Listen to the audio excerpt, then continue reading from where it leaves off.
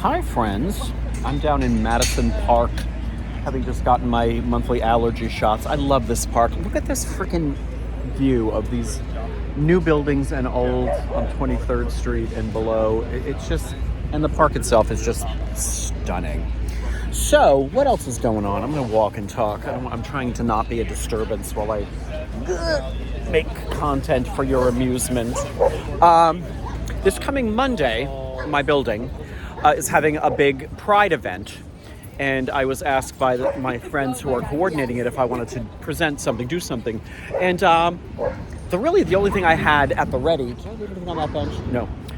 The only thing I really thought I could pull together was a monologue out of my first solo show, The Also Ran, which is the first video on this channel. If you haven't watched it, 70 minutes, go take a look and come back. I figured, yeah, I could do this 5-minute standalone monologue out of that piece. It's about my stage debut.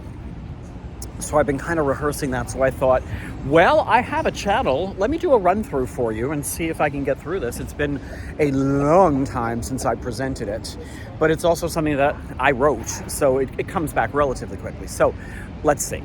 Okay, here we go. And curtain. I made my stage debut in our second grade play at B.N. Forest Elementary School in Verona, New Jersey. The play we are mounting is Peter Rabbit, and I am a natural for the lead. I know how to hop, and I could already hold my flimsy wrists in bunny position. So imagine my surprise when Danny DeParma is cast as the titular rabbit, and I am assigned the role of Radish. Not even the radish, but one of a trio of radishes. It is here that I get my very first taste of just how unfair show business is. And Danny DeParma, well, he's a 7-year-old hooligan, a teacher's nightmare who has been rewarded by our teacher with the starring role. I am speechless. Literally. I have no lines. Now, what happens if Danny goes wild, as he is known to do on stage? What then?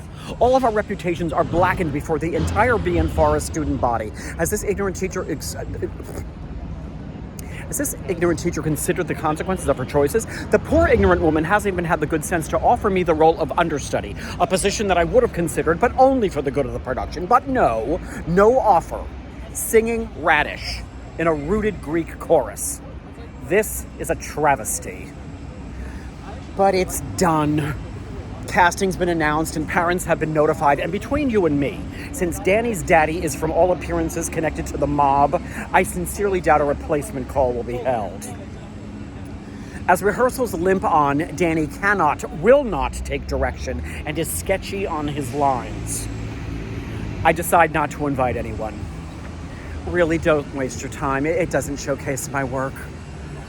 The dress rehearsal finally arrives, and in trots Danny in a perfect Peter Rabbit jacket, an ideal peacock blue felt. His mom made it for him. Oh, did she? Or did it fall off of a truck of rabbit costumes? Everyone, teacher DeMille included, gathers around him, marveling at this magnificent costume made all the more ideal once Danny is topped with 20 brown bunny ears and a downright sexy cottontail. I choose not to join them. I don't want to damage my own costume in the crush. I am wearing a red shirt. Not radish red. Red. Not the same red as my fellow radishes. No one has even thought to consider coordinating tops for us. We're all, after all, just set dressing. Salad dressing. The object that identifies us as a trio is the radish itself. A cutout blob of poster paper which has been painted, not surprisingly, a red that matches none of our tops or has anything to do with radish red. Leftover Valentine red. It's no wonder I'm not fawning over Peter Rabbit over there. This thing will tear if you even look at it. And Mary Beth Tershon has torn hers already. Now she has a shiny stripe of tape across the top of her radish. Thanks, Mary Beth. Thanks for helping us maintain a look here. And speaking of the look, none of the other rabbit costumes are nearly as brilliantly realized as Danny's. But why am I surprised? The balance on this project has been way off since day one.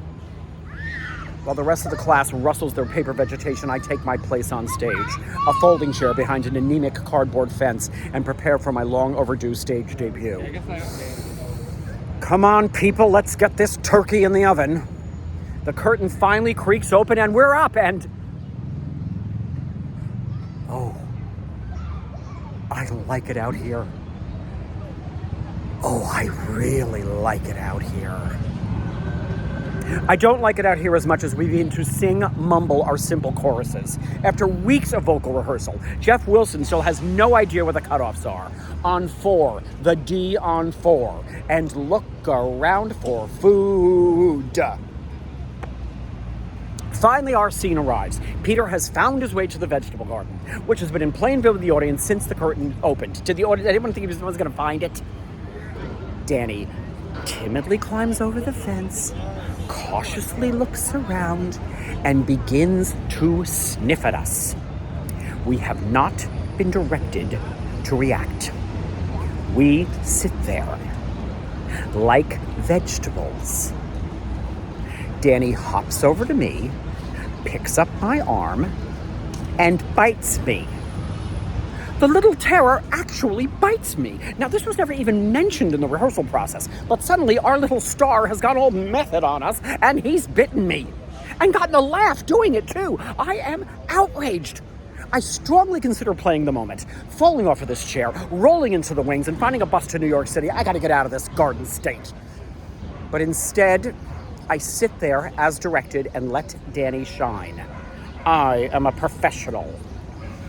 When it's all over, I take my bow with the rest of the vegetable garden. The only solo bow goes to guess who I am sure has a rabbit-shaped cake awaiting him in the reserved room of a local Italian restaurant. You know, it pains me to say it.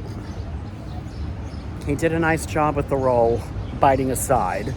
Not the choices I would have made, maybe a bit stiff in his physicality, but a solid performance. Who knew? All right. It is not what I had hoped for my stage debut, but it sure beat a day of American history studies. Maybe next year we'll mount Pinocchio. And nobody can play wooden like I can. No, this is far from over. And curtain. All right, well, enjoy your day. I gotta work on that.